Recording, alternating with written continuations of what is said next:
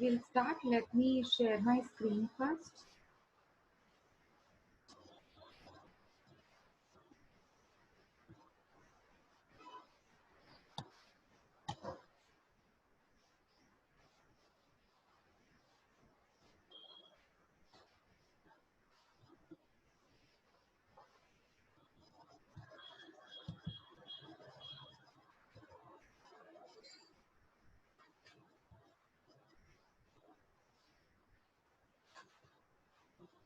Okay, screen visible है सबको?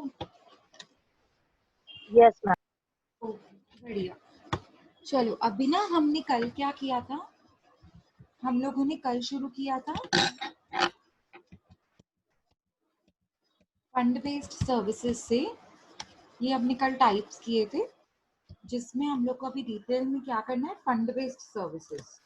तो अभी फंड बेस्ड सर्विसेज जो हैं are those services in which directly funds are involve. हम लोगों ने ये कल डिस्कस किया था। अब हमने ना इसमें से, ये स्लाइड में से हमने फंड बेस्ड सर्विसेज के कुछ फीचर्स देख लिए थे। टाइप्स में लीजिंग हम लोगों ने कवर किया था। What is leasing? By now I hope you have understood. ठीक है, लीजिंग में दो पार्टनर्स होते हैं, लेसर एंड लेसी। पार्टनर नहीं कह सकते हैं, सॉरी, इन्हें कह सकते हैं हम, एग्रीमेंट होता है इन दोनों के बीच में। इक्विपमेंट का यूज करने के लिए लेसी लेसर को रेंट पे करता है,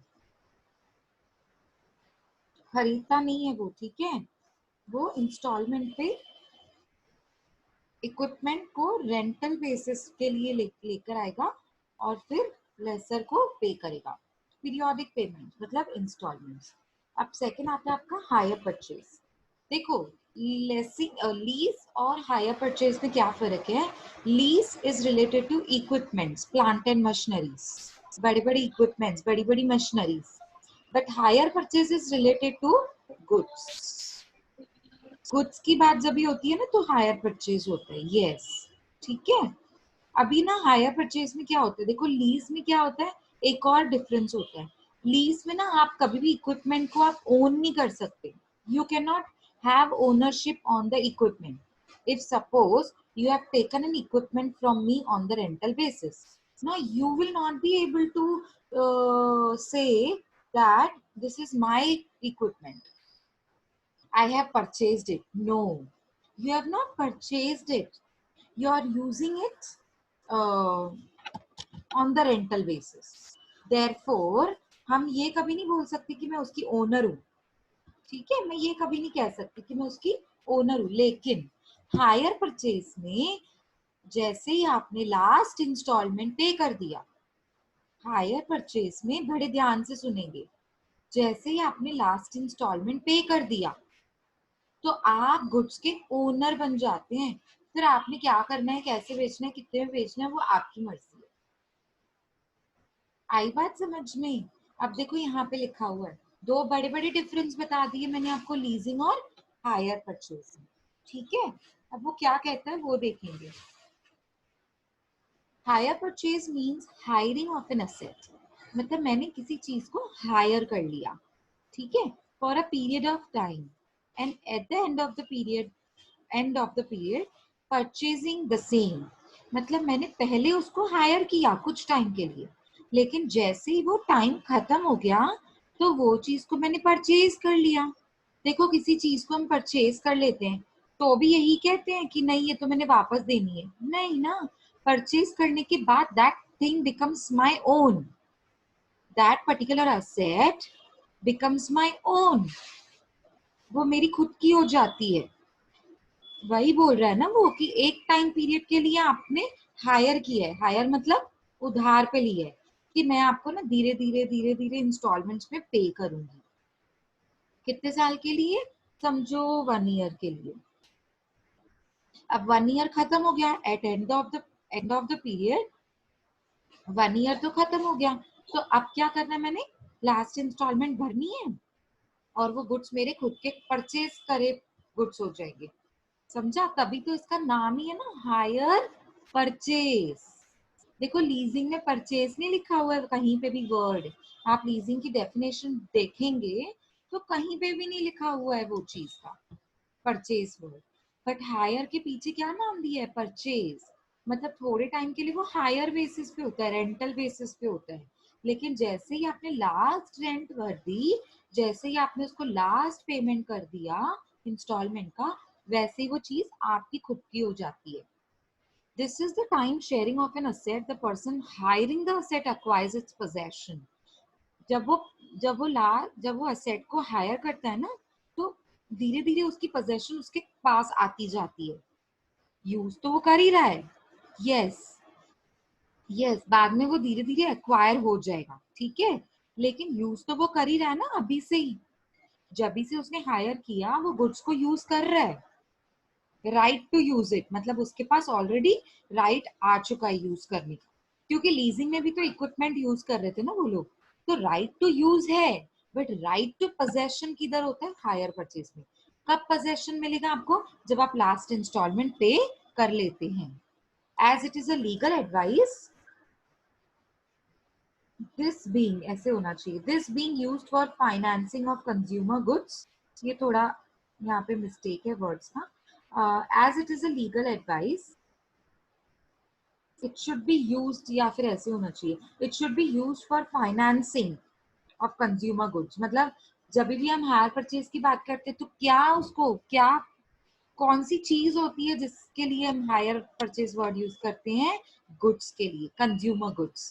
कंज्यूमर गुड्स मतलब जो हमारे कंज्यूमर की यूज करने के लिए जो गुड्स होते हैं ना, वैसे वाले goods. And for selling consumer goods on hire purchase, using the consumer goods on hire purchase, financing, उसके लिए मुझे फाइनेंस मिल जाएगा और मैं उन गुड्स को हायर परचेज पे बेच सकती हूँ, ठीक है। मतलब रेंटल बेसिस पे। लेकिन ये ध्यान रखना, लास्ट जो रेंट मिल जाएगी ना मुझे, तो वो गुड्स मेरे नहीं रहेंगे, सामने वाले की हाथ में पोजेशन हो जाएगी, मेरे हाथ से निकल जाएंगे वो, ठीक है। तो hire purchase means a transaction where goods, very important word, where goods are purchased and sold on the terms मतलब conditions that, कौन से terms and conditions पे हम ये हायर परचेज की डीलिंग करते हैं। Payment will be made on installments, payment क्या की जाएगी, इंस्टॉलमेंट्स में की जाएगी। The possession of the goods is given to the buyer immediately, जैसे जैसे इंस्टॉलमेंट बढ़ता जाएगा उतनी उतनी पोजेशन इमीडिएटली बायर के पास चली जाएगी। बायर मतलब जो गुड्स खरीद रहे हैं हायर परचेज पे। अब मैंने आपसे गुड्स खरीदने हायर परचेज पे 20,000 पे कर दिए, तो 20,000 वाले गुड्स तो मेरे हो गए ना। इमीडिएटली जितना मैंने आपको पे किया उतना पोजेशन मुझे मिलता जाएगा। The property in the goods remains with the vendor till the last installment is paid. मतलब जब तक वो लास्ट इंस्टॉलमेंट पे नहीं कर देता तब तक सारा का सारा प्रॉपर्टी किसके नाम पे रहेगा, गुड्स किसके नाम पे रहेंगे, प्रॉपर्टी नहीं sorry, goods, property in the goods remains with the vendor. Vendor mean seller, vendor mean seller. हाँ सही लिख रहे हो, बराबर है। तो जो वेंडर है ना, वो अपने पास ही उसको अपने नाम पे ही गुड्स को रखेगा। बेशक आपको दे दिया, यूज आप कर रहे हो, लेकिन अभी तक किसके नाम पे है वो गुड्स, वेंडर। कब तक वेंडर के नाम पे है, till the last date of installment is paid. जब तक आप इंस्टॉलमेंट लास्ट वाली नहीं पे करते हो तब तक। जिस दिन आपने लास्ट इंस्टॉलमेंट पे कर दी ना, you become the owner. Okay, the seller can repossess the goods. अब सेलर क्या कर सकता है, वो वापस भी ले सकते हैं आपसे गुड्स। अगर वापस ही लेने थे तो दिए क्यों मेरे भाई। तो वापस कब ले सकता है, पीछे पूरा सेंटेंस पढ़ेंगे हम, ठीक है। वापस भी ले सकता है वो। रीपोजेस मतलब आपके नाम पे आ चुके थे, पर वो वापस आपसे वो आपकी पोजेशन आपसे ले सकता है। कब, in case of default in the payment of any installment. जब आपने 2 महीना 3 महीना उसने देखा कोई इंस्टॉलमेंट नहीं भर रहे हो आप, तो आपसे वो गुड्स सारे के सारे, मतलब रीपोजेशन मतलब आपके जो नाम पे गुड्स हो भी चुके होंगे ना, वो भी वो वापस ले सकता है। क्यों? क्योंकि आपने 2-3 महीना इंस्टॉलमेंट नहीं भरी ना। डिफॉल्ट मतलब हाँ वापस ले लेगा, बराबर। तो डिफॉल्ट इंस्टॉलमेंट मतलब डिफॉल्ट मतलब इंस्टॉलमेंट अगर नहीं दिया, यस सही लिखा है। Each installment is treated as higher purchase, higher charges till the last installment। इस पे हम हर इंस्टॉलमेंट को इंस्टॉलमेंट नहीं कहेंगे, बोलेंगे हायर चार्जेस, हायर चार्जेस। आई बात समझ में? बस उसका नाम चेंज कर दिया इंस्टॉलमेंट का। ओके, ये सब कुछ समझ गया? ठीक है, अब हम आते हैं पार्टीज इन हायर परचेज। कौन होता है? एक हायर परचेजर। दो पार्टीज ही होती है ना, कॉमन सेंस है। एक खरीदेगा तो एक बेचने वाला बंदा। तो कौन से दो पार्टीज होते हैं? एक हायर परचेजर होता है ना, और दूसरा होता है हायर वेंडर। हायर परचेजर मतलब अब मैं, समझो आपके पास गुड्स हैं, मैं आपसे गुड्स खरीद रही हूँ और मैं इंस्टॉलमेंट पे करूँ, तो मैं कौन हो गई? I am the one who is purchasing, so I'll become higher purchaser. So customer who obtains the possession of the goods at the outset and can use it, मतलब जो मैं आपसे गुड्स पोजेस मतलब खरीद रही हूँ, पोजेशन लेना चाहती हूँ, तो मैं उसको यूज भी कर सकती हूँ, और पेइंग द इंस्टॉलमेंट्स मैं अपनी वो पोजेशन आपसे ले सकती हूँ over agreed period of time. Agreed क्यों बोला है? दोनों में जो म्यूचुअल एग्रीमेंट के साथ डिसीजन होता है ना टाइम पीरियड का, इसीलिए इसको लिखा हुआ है over an agreed period of time. Agreed मतलब mutual agreement. Hire vendor, hire vendor कौन होता है? जो गुड्स को बेच रहा है, जिसके हाथ में गुड्स है, और जो ओनर है गुड्स का। इन शॉर्ट, जो सबसे पहले इनिशियली जब हायर परचेज में ओनर होता है ना गुड्स का, जो बेच रहा है, आपको दे रहा है कि मैं रेडी हूँ, आप मुझे इंस्टॉलमेंट में पे करो और लेकर जाओ गुड्स।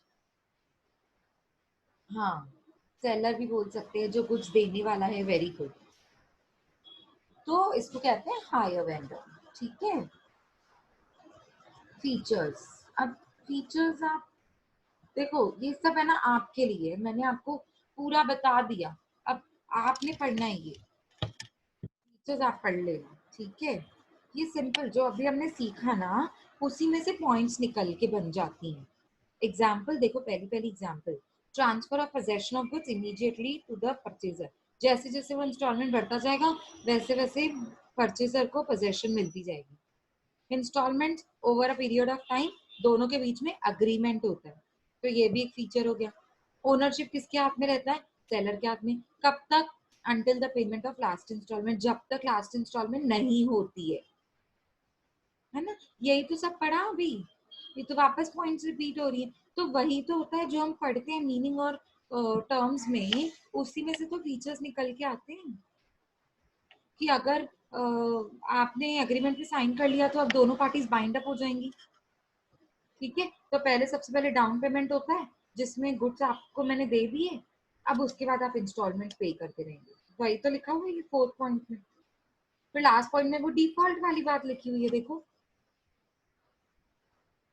यही सब कुछ हमने अभी मीनिंग में किया। Okay, features. उसके बाद है एडवांटेजेस। हाँ सेम है, उसमें से ही फीचर्स निकल के आते हैं ना, वो ही सेम पॉइंट्स बन जाती हैं फीचर्स वाली। और give me 1 minute. Okay, so there are advantages also. Spread the cost of finance. अब ये उनके लिए बेनिफिशियल है जो एक साथ 15-20 लाख का गुड्स नहीं खरीद सकते हैं। ये उनके लिए भी बेनिफिशियल है जो इंस्टॉलमेंट्स पे करना चाहते हैं। तो स्प्रेड हो गई ना आपकी कॉस्ट ऑफ फाइनेंस। मतलब आपने देखो, मैं मेरे पास गुड्स है, आपको मैं बेच रही हूँ। अब मेरे पास गुड्स है 5 लाख के, आपको खरीदने हैं 5 लाख के। तो आपके पास है ना 5 lakhs रेडी नहीं है। तो मैंने बोला कोई बात नहीं, आप मुझे 50,000 डाउन पेमेंट दे दो। हाँ, थोड़ा थोड़ा कैश। तो 50,000 अगर आपने मुझे डाउन पेमेंट दे दिया, तो मैं इतनी तो सिक्योर हो जाऊंगी कि ठीक है, आगे चल के इंस्टॉलमेंट ये पे करेगा, क्योंकि अग्रीमेंट बना हुआ है।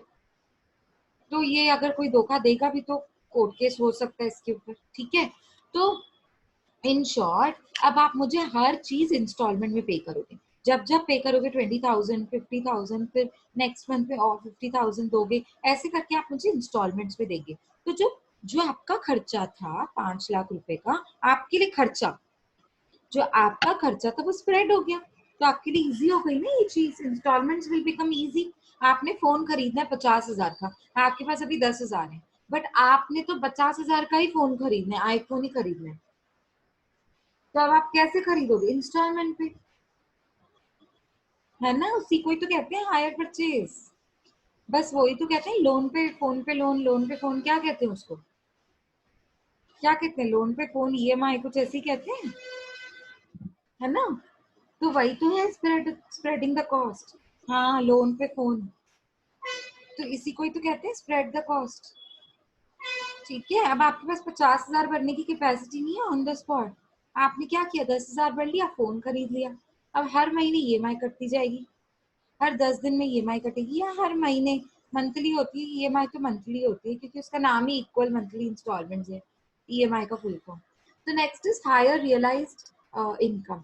अच्छा, इसकी इनकम भी हायर रियलाइज, क्योंकि देखो आप हर महीने भरोगे तो थोड़ा तो, देखो आपको सामने वाली कंपनी इंस्टॉलमेंट पे दे रही है, तो कुछ तो आपसे एक्स्ट्रा चार्जेस लेगी ना, तो मतलब उनको थोड़ी जो इनकम होती है ना वो ज्यादा मिलती है उसमें, तो सामने वाली कंपनी के लिए बेनिफिशियल है, आपके लिए तो है ही, क्योंकि आप इंस्टॉलमेंट्स में खरीद रहे हो, और फोन बेशक आप रोज यूज करते हो उसको अपने तरीके से, फोन तो आप रोज यूज कर रहे हो अपने तरीके से, और पैसा नहीं दिया हुआ है आपने पूरा 50,000, इंस्टॉलमेंट में पे करेंगे 5-5 हजार, 7-7 हजार, है ना?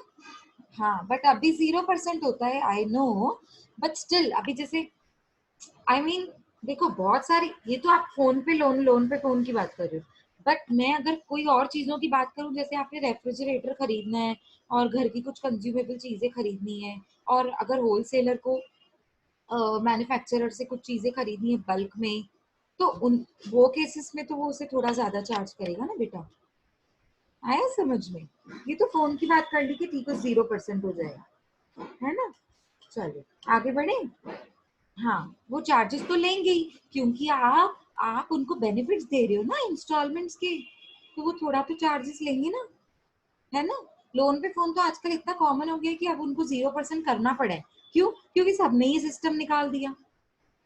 तो मेरे से कौन खरीदेगा जब तक मैं 0% नहीं करूंगी, जब तक मैं उनको स्कीम कुछ अच्छी नहीं दूंगी, तो who will buy from me? Therefore these certain things are brought in, scheme ऐसे लाने के लिए उन्होंने ऐसे करा हुआ है। हाँ जी, समझा ना? Very good. हाँ, कंपटीशन इंक्रीज हो रहा है ना, इसीलिए वो लोग क्या कहते हैं, न्यू न्यू स्कीम्स निकालते हैं 0% पे। अब जैसे रिलायंस रिलायंस ने जियो फोन निकाला तो फ्री में निकाला था। अब आप बोलोगे ये तो फ्री में बेचे जा रहे हैं, बेचे जा रहे हैं, कितना टाइम उसका फोन फ्री में चला, हाँ कितना टाइम कॉलिंग फ्री में थी, लोगों ने फोन तक फ्री में खरीदा, कौन करता है ऐसा, बताओ? लेकिन अब उसके बाद तो वो धीरे धीरे पैसे डाल रहा है ना, कि पैसे तो ले ही रहा है लोगों से। So he wanted to penetrate in the market, he want to attract customers, तो उसने भी तो 0% पे फ्री में लोगों को बांटे थे, है ना? चलो आगे बढ़ते हैं। फ्यूअर डिफॉल्टर्स, फ्यूअर मतलब इस केस में ना, हायर परचेज के केस में ना, डिफॉल्टर्स बहुत कम हो जाते हैं। क्यों? क्योंकि एग्रीमेंट है, एग्रीमेंट कोई तोड़ेगा तो कोर्ट केस होने का डर है ना? तो इसमें डिफॉल्ट होने के चांसेस नहीं होते। आप लोन पे फोन खरीदो, तो आप लोन लोन नहीं भरोगे अगर, या फिर ईएमआई नहीं भरोगे, तो फिर क्या हो जाएगा आपको भी पता है, वो फोन सील हो जाएगा। कोई भी ऐसी चीज वो सील, और आजकल है ना सब अकाउंट से लिंक हो जाता है, पता है, हर महीने ना अकाउंट से खुद ही कट जाते हैं ईएमआई के केस में, है ना? तो फिर तो कहीं डिफॉल्ट का चांस ही नहीं है ना। चलो आगे बढ़ते हैं। Recycle recovered funds, recycle recovered funds का मतलब क्या है? रिसाइकल मतलब वापस, सेम साइकिल। रिकवर्ड फंड्स, अभी देखो कैसे एग्जांपल दूं, होलसेलर है ना, वो मैन्युफैक्चरर से खरीदेगा 5 लाख के गुड्स, लेकिन उसको ऑन द स्पॉट 5 लाख भरने के लिए पैसे नहीं है, तो अब वो क्या करेगा, डाउन पेमेंट करेगा 50,000 रुपए की, और गुड्स खरीदते जाएगा 5 लाख रुपए की। अब वो गुड्स को अपने घर पे थोड़ी ना रखेगा, वो तो बेचना शुरू करेगा, अब उसने बेचना शुरू किया, उसको मिले 50,000 रुपए, फिर मिले 50,000 रुपए, फिर मिले 80,000 रुपए। क्या ये वो अपनी जेब में डालता जाएगा? नहीं, यही तो कैश है जो वो रोटेट करेगा रिकवर करने के लिए। आई मीन देखो, उसने अगर आपको पे, देखो मैं होलसेलर हूँ और आप मैन्युफैक्चरर हो, मैंने आपको डाउन पेमेंट 50,000 रुपए देकर गुड्स खरीद लिए। अब इंस्टॉलमेंट का टाइम आया, इंस्टॉलमेंट मुझे किधर से आएगी? मेरे रिकवर्ड फंड से। मैंने जो बेचकर पैसा कमाया ना, उन्हीं पैसों में से मैं आपको इंस्टॉलमेंट भरूंगी ना। अंडरस्टूड है? So this is a cyclic motion, this is in cycle, it is a circular motion. जो मेरे पास कैश आ रही है उसी को ही मैं रोटेट करके आपको पे कर रही हूँ। समझा? अभी टिल द लास्ट इंस्टॉलमेंट ये साइकिल चलता रहेगा। आई बात समझ में? सिंपल है बड़ी, कुछ टफ नहीं है points. Higher acceptance rates, acceptance के रेट्स क्या होते हैं? हायर मतलब ये हायर परचेज को, ये सिस्टम ऐसा है कि हर कोई बोलेगा कि हाँ ठीक है। एक्सेप्टेंस रेट इसके हायर होते का मतलब क्या है? थोड़ा ना इसमें जो इंटरेस्ट का रेट होता है वो थोड़ा हायर होता है, जैसे 5%, 8%, 9%। मतलब वो लोग, जो मैन्युफैक्चरर होगा वो उसको बोलेगा 5 लाख तो तुझे देना ही देना है, प्लस 5 लाख पे 5% इंटरेस्ट भी देना है, क्योंकि मैं तुझे बेनिफिट दे रहा हूँ, क्योंकि मैं तुझे फाइनेंशियल सर्विसेज दे रही हूँ। आई बात समझ में? मैं तुझे फाइनेंशियल सर्विसेज मैंने तुझे ये प्रोवाइड करी है, तो ये फाइनेंशियल सर्विसेज के पीछे मैंने कुछ तो कमीशन, कुछ तो फीस चाहिए मुझे भी, कि नहीं चाहिए? तो वो फीस मैं इंटरेस्ट के फॉर्म में फेच करूंगी आपसे। आई बात समझ में? तो 5 लाख का 5% कितना होता है? 25,000। तो इसी 25,000 को इंस्टॉलमेंट्स में इंक्लूड कर दिया जाता है कि फर्स्ट इंस्टॉलमेंट में आपने ना कुछ पैसा इंक्लूड कर दिया इंटरेस्ट का, सेकेंड इंस्टॉलमेंट में इंटरेस्ट का पैसा थोड़ा सा इंक्लूड और कर दिया, ऐसे करके आप 25,000 को भी इंक्लूड करते जाते हो इंस्टॉलमेंट्स में। मतलब आपके पास इंस्टॉलमेंट आनी चाहिए थी समझो 10,000, पर आएगी 12,000, क्योंकि 25,000 का इंटरेस्ट है, उसमें से 2,000 इंटरेस्ट आपने अभी ले लिया। ठीक है, समझ आ रहा है? तो इसके एक्सेप्टेंस जो रेट्स होते हैं थोड़े हाई होते हैं, हायर परचेज के केस में थोड़े हाई होते हैं। ओके, ये एडवांटेजेस है हमारे। और फिर ये ना एक डिस्टिंग्विश है, थोड़ा ब्लर दिख रहा है तो मैं इसको जूम कर देती हूँ। ठीक है, लीजिंग वर्सेस हायर परचेज। ठीक है, और परचेजेस वो यूज भी कर सकता है, कुछ तो चार्जेस ज्यादा होगा ही। वेरी गुड, मतलब वो गुड्स गुड्स को यूज कर रहा है ना, एक्चुअली देखा जाए तो अभी के लिए तो वो फ्री में यूज कर रहा है ना? 5 लाख की गुड्स खरीदे लेकिन डाउन पेमेंट तो सिर्फ 50,000 की है, तो फिर तो थोड़ा तो वो सामने वाला बंदा भी आपको इस सर्विसेज के लिए कुछ तो आपको ज्यादा पे करना पड़ेगा ना उसको। बिना पूरे पैसे दिए आप वो गुड्स को खरीद रहे हो, है ना? तो फिर कुछ तो आपको वो एक्स्ट्रा पे करना ही पड़ेगा उसके लिए। चलो, अब आ जाते हैं lease financing and hire purchase के डिस्टिंग्विश में। डिस्टिंग्विश मतलब दोनों के बीच में डिफरेंस बताया है। अब लीज क्या होता है वो आपको पता है। देखो, पहले तो मीनिंग लिखी है कि लीज है ना कमर्शियल एग्रीमेंट होता है, जिसमें इक्विपमेंट होता है किसके पास? ओनर के पास, मैन्युफैक्चरर के पास। अब ये इक्विपमेंट दिया जाता है यूज करने के लिए, किसको?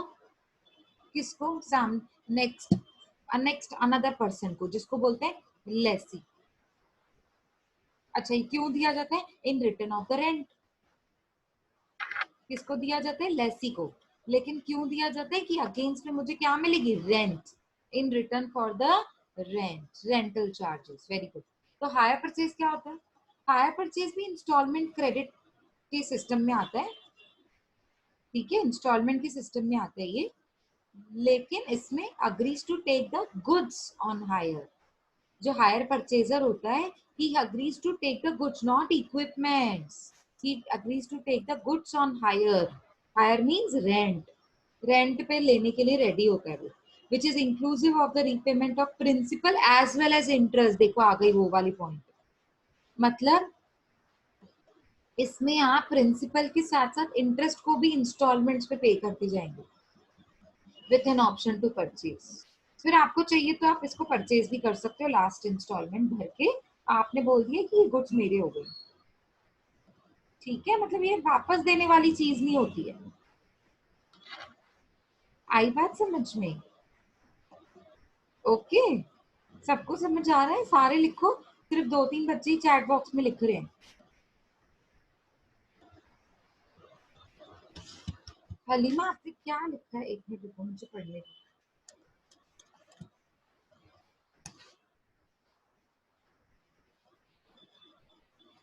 मैम आपने बोला ना वो पॉइंट आ गई। हाँ वेरी गुड, अच्छा वो ही आपने लिखा है। हाँ हाँ बराबर हाँ बराबर, बहुत बढ़िया। समझ आ रहा है ना, वो इम्पोर्टेंट है बहुत। चलो बहुत अच्छा, अब हम आगे बढ़ते हैं।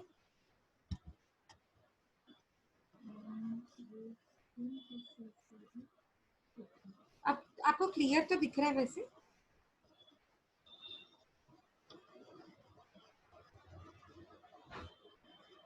हाँ शिवानी बराबर, ऐसे इंस्टॉलमेंट में हम टीवी लेते हैं। कंज्यूमर कंज्यूमर गुड्स, बस याद रखो आप, उसमें हायर परचेज कंज्यूमर गुड्स के लिए होते हैं। ठीक है, चलो अब आगे बढ़ते हैं। Option to the user. अब देखो ध्यान से, ऑप्शन टू द यूजर मतलब जो ले रहा है ना बंदा असेट को, इक्विपमेंट को, उसको यूजर कहते हैं। No option is provided to lessee to purchase the goods. क्या लीजिंग में कभी भी आप गुड्स को ओनरशिप परचेज कर सकते हो? नहीं। लेकिन हायर परचेज में ऑप्शन होता है आपको परचेज करने का। ठीक है, मतलब ये ऑप्शन है, यहाँ पे ये ऑप्शन है, यहाँ पे ये ऑप्शन परचेज करने का नहीं है। Nature of expenditure. Lease rent, lease rentals paid by lessee are entirely revenue expenditure of the lessee. इसमें रेवेन्यू एक्सपेंडिचर होता है। रेवेन्यू मतलब जो रोजाना के खर्चे होते हैं ना, वो वाला एक्सपेंडिचर। एक होता है कैपिटल एक्सपेंडिचर। ठीक है, अब देखो यहाँ पे क्या लिखा हुआ है।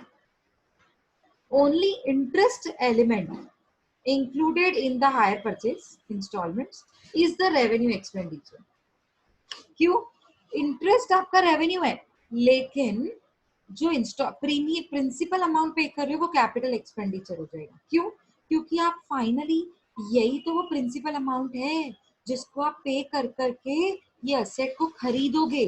तो जब हम असेट खरीद लेते हैं, बिकम्स माय फिक्स्ड असेट, और फिक्स्ड असेट तो मेरी लॉन्ग टर्म होती है ना। कैपिटल मतलब लॉन्ग टर्म, रेवेन्यू मतलब रोजाना के खर्चे, डेली जो हमारे सर पे खड़े रहते हैं। समझा? तो यहाँ पे जो लीज के टाइम पे बोलेंगे ना, तो entire expenses are revenue expenditure. But hire purchase में सिर्फ इंटरेस्ट का जो एलिमेंट होता है ना, वो रेवेन्यू एक्सपेंडिचर होता है। बाकी जो प्रिंसिपल अमाउंट होता है, उससे तो मैंने खरीद लिया ना असेट को, खरीद लिया तो वो मेरी फिक्स्ड असेट बन गई। फिक्स्ड असेट तो मेरे लिए रेवेन्यू थोड़ी होता है, वो तो कैपिटल एक्सपेंडिचर होता है। यस, करेक्ट लिखा है। Only interest is the revenue expenditure in the case of hire purchase. आया समझ में? हाँ, जो मैंने फिक्स्ड असेट प्रिंसिपल अमाउंट की हेल्प से खरीद ली is my capital expenditure. Principal amount, बात चल रही है इंटरेस्ट एंड प्रिंसिपल अमाउंट की। लेकिन यहाँ पे तो परचेज करने का कोई सिस्टम ही नहीं है ना लीज में। आई बात समझ में? लीज में तो परचेज करने का सिस्टम ही नहीं है। तो जितना भी आप पे करते हो, प्रिंसिपल प्लस इंटरेस्ट, जितना भी पे करते हो, entire amount will be considered as revenue expenditure. Okay, last point है कंपोनेंट्स। इसमें लीज में क्या क्या कंपोनेंट्स होते हैं? 2 कंपोनेंट्स होते हैं, एक फाइनेंस चार्जेस और एक कैपिटल रिकवरी। फाइनेंस चार्जेस मतलब, फाइनेंस चार्जेस का मतलब होता है जो आप सामने वाले से क्या कहते हैं, एक्स्ट्रा कुछ चार्ज लेते हो ना सर्विस देने के लिए। आपने उनको सर्विस दी, लीज की सर्विस दी, तो आप फ्री में थोड़ी ना दोगे, कुछ तो एक्स्ट्रा चार्जेस लेंगे ना आप इंटरेस्ट के नाम पे। ये वही तो है finance charge. And capital recovery मतलब, समझो आपने इक्विपमेंट 5 लाख रुपए का लिया था, तो 5 लाख भी तो आपको रिकवर करने हैं ना, ग्रेजुअली, स्लोली स्लोली, इंटरेस्ट के साथ। आई बात समझ में? लेकिन हायर परचेज में 3 कंपोनेंट्स होते हैं। मैं कंपोनेंट्स की बात कर रही हूँ, मैं पार्टीज की बात नहीं कर रही हूँ। 2 पार्टीज इन्वॉल्व होती हैं, 3 पार्टीज इन्वॉल्व होती है ना, उसकी बात नहीं कर रही हूँ, क्योंकि दोनों में 2-2 पार्टीज ही इन्वॉल्व होती हैं। मैं बात कर रही हूँ कंपोनेंट्स की। यहाँ पे 3 कंपोनेंट्स होते हैं। नॉर्मल ट्रेडिंग प्रॉफिट, इसमें नॉर्मल ट्रेडिंग प्रॉफिट तो होता ही। ट्रेडिंग प्रॉफिट क्यों? क्योंकि मैंने आपको गुड्स बेचे, मैंने गुड्स को मैन्युफैक्चर किया था 2 लाख रुपए में, पर मैं 2 लाख में थोड़ी बेचूंगी। 2 लाख की चीज मैंने 3 लाख में बेची, सेलिंग प्राइस जिसको बोलते हैं। तो मैंने 1 लाख आपसे प्रॉफिट कमाया ना, तो नॉर्मल प्रॉफिट तो होगा ही, क्योंकि मैं आपको गुड्स बेच रही हूँ, मैं मैन्युफैक्चरर हूँ, आप होलसेलर हो।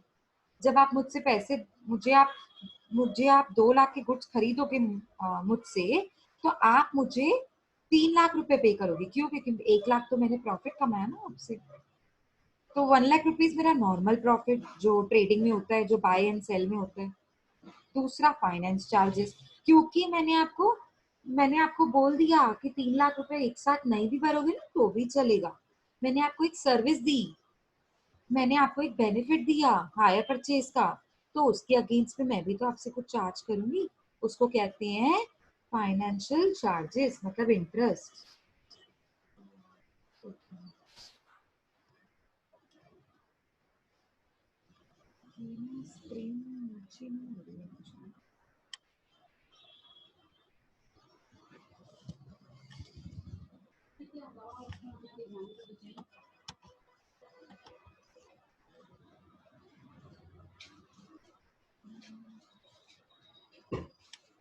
ये नेक्स्ट डोर जा रहा है, अभी देखते हैं, चलो कोई बात नहीं। वो ना मैं ट्राई करी थी कि नीचे हो, पर हो नहीं रहा, वो पूरी स्क्रीन ही नीचे हो रही है। I don't understand why. Let me try this way.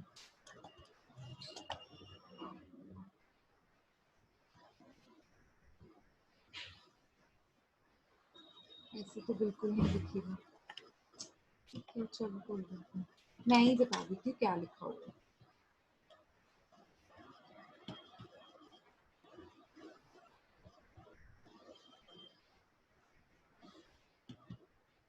हम्म, तो ना अभी क्या लिखा हुआ है लास्ट में देखो। हायर परचेज में 3 कंपोनेंट्स होते हैं, एक नॉर्मल ट्रेडिंग प्रॉफिट, एक इंटरेस्ट जो मैंने आपसे चार्ज करना है क्योंकि मैंने आपको हायर परचेज वाली फाइनेंशियल सर्विस प्रोवाइड की, और एक रिकवरी ऑफ कैपिटल, जो जितनी भी मैंने आपको कैपिटल के गुड्स दे के रखे हैं वो उसकी रिकवरी। आई बात समझ में? सबको समझ आ रहा है? रिप्लाई करो तो मैं आगे बढ़ूं। Okay. Meeting is showing me we have one less than 1 minute time. So again आपको क्या करना है, सेम लिंक यूज करके मीटिंग ज्वाइन करें, उसके बाद हम न्यू पॉइंट शुरू करते हैं।